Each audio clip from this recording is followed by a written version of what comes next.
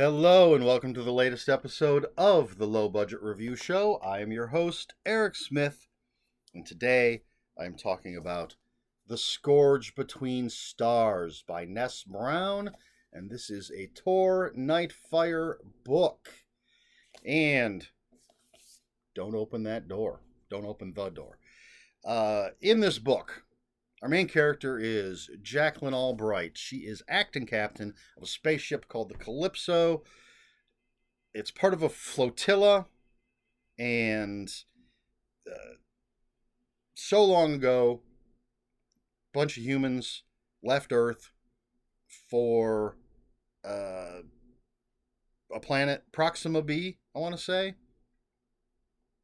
Things didn't work out there, so this flotilla is now heading back to Earth.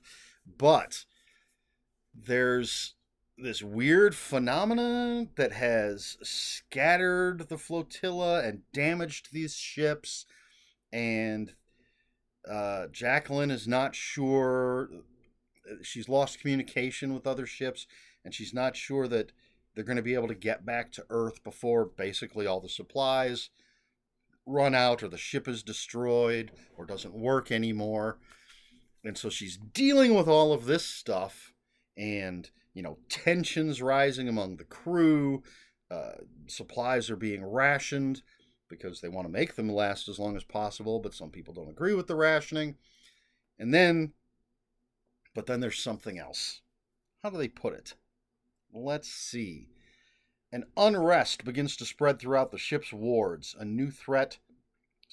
As unrest begins to spread throughout the ship's wards, a new threat emerges, picking off crew members in grim, bloody fashion. So that's from the back cover. So I'm not going to worry about that being a spoiler. So yes, one of the blurbs on the back says, crosses the expanse with Pandorum by way of Event Horizon. I think that's a decent description. I'd throw maybe Alien in there. I definitely get sort of the Event Horizon comparison with some of the things that happen in here. This is very well written. I like the character of Jacqueline Albright. She's essentially the first mate. Her father is the captain, but he's been locked inside his cabin for a week and hasn't communicated with anybody. And so Jacqueline's running things, and she's running herself ragged with, again, dealing with the different wards in the ship and the problems and this weird thing that happens out in space that don't want to go into, but it's causing problems for the ship. Excuse me. And then the murder. The first murder, and then more murders. And there's robots and androids and all sorts of great science fiction-y stuff. It's not space opera, like Star Wars or Star Trek kind of thing. It does definitely lean more towards an Aliens or Event Horizon kind of science fiction. And I'm going to tell you what. Well, right off the bat, I gave this book, right off the bat, we're almost 4 minutes in. I gave this book 4 out of 5 stars. Probably would bump it up to 4.5 if I had that capability on Goodreads. But for this video, 4.5 out of 5 stars. Very well written, very interesting characters, interesting relationships, interesting world has been built on this ship. And extra points for this. This is about the author. Ness Brown is a speculative fiction author by day and astrophysicist by night. Yeah. Extra points for being an astrophysicist. That's great. Now, points don't equate to stars or anything, but like if we were going to say, I said 4.5 stars. So let's say it's 4 and 15/32 of a star. those points for being an astrophysicist is what gives it that last 30-second to bump it up to 4.5. How's that? I just love the fact that the author is an astrophysicist. And I think that informs some of the science and some of the things that are in this book.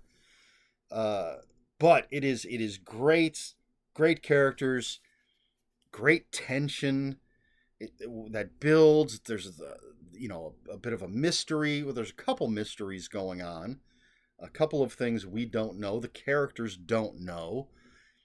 There are twists and turns.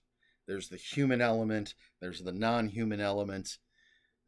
There's one character in particular that at the beginning, I don't think we're on their side, but by the end, we absolutely are. Yeah, it's fantastic. 4.5 out of 5 stars. I really, really enjoyed this. So far, the Tor Nightfire books that I have read have pretty much been knocking it out of the park. I have pretty much every Tor Nightfire book. I've talked about this before. I have all of the Tor Nightfire books except for the Brahm. I think Slewfoot. So I don't have the Brahm. I don't have the Brian Lumley because I'm just not a fan of Brian Lumley. But I think I have everything else. And the ones that I have read have been fantastic. And this is no exception. Highly recommended. Even if you're not a science fiction fan, if you are a fan of sci-fi horror like Event Horizon, like Pandorum, like Alien, Sunshine. Actually, Sunshine, I think, isn't a bad comparison because that movie goes from being pretty much straight science fiction dealing with science stuff, science problems, to something almost completely different. And this doesn't quite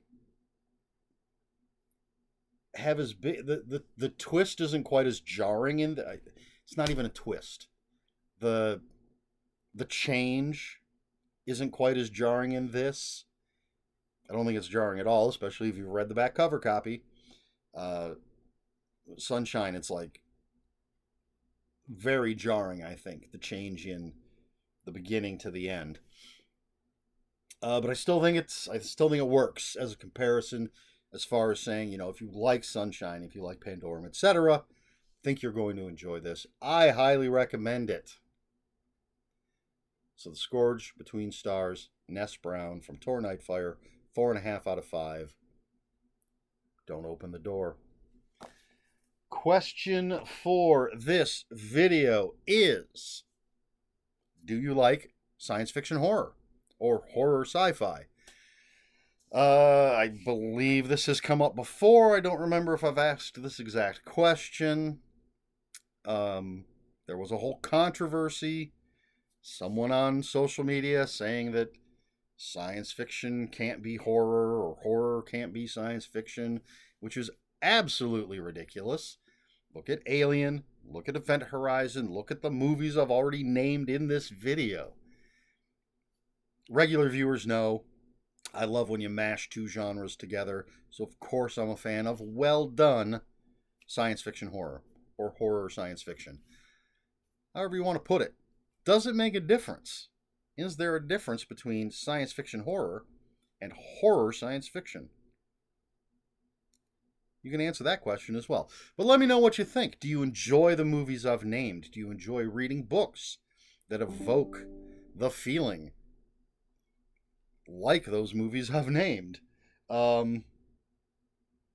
me know in the comments below. If you have any comments, questions, or corrections, please put those in the comments below. Comments are open for spoilers. Just post a spoiler warning. We try to be polite here at the Low Budget Review Show. Please like, share, and subscribe, all the usual YouTube stuff. If you'd care to follow me on other social media, my Twitter is @Ronan5757. My Instagram, where I post pictures of books, comic books, board games, and fuzzy animals, is EricSmith5757. That's Eric with a K, ERIKSMITH5757. That's all I've got. This has been the Low Budget Review Show. I have been Eric Smith, and until next time, read more books.